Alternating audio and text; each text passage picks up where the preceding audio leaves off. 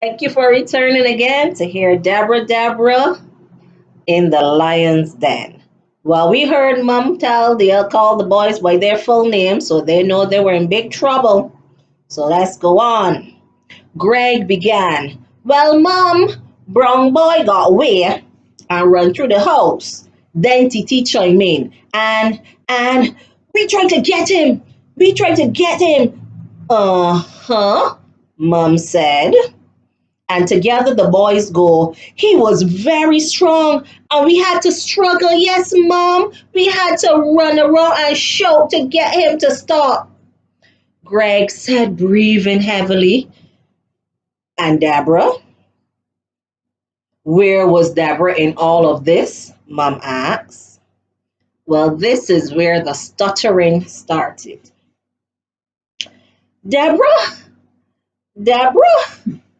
Um, um, in her room, Greg said, and at the same time, Titi said, outside. Hmm, in her room, outside, Mom said.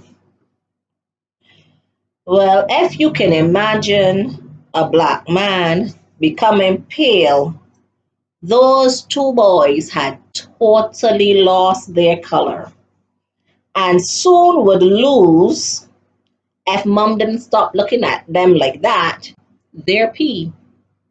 Mm. Mom turned around now to go looking for Debra. Debra, she called. Where are you?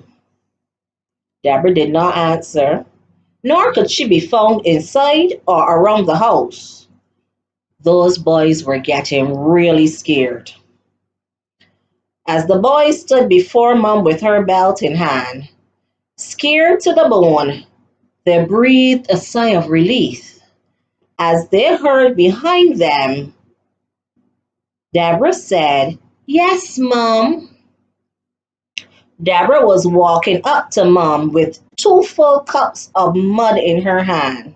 Well, that's what we assumed they were, as she threw the contents of them down the back of Greg and Titi clothes, which they soon realized was not only mud, but a red ant's nest. And those ants were not pleased at all about being uprooted. As Greg and Titi stripped their clothes off, trying to hit the ants off of each other and screaming as they roll upon the ground, trying to stop the ants from stinging their behinds, Mom dropped her belt, sat on the floor of the doorway, and laughed as she watched those two boys strip off their clothes and fight to get under the water in the outside pipe, while she listened to the story of Debra in the lion's den and how God prevailed, while those boys wished that God had shut the lion's mouth. And one would think that this would be a lesson never forgotten and well learned by those two boys. But as we know, boys forget easily. So look forward to more adventures of Debra.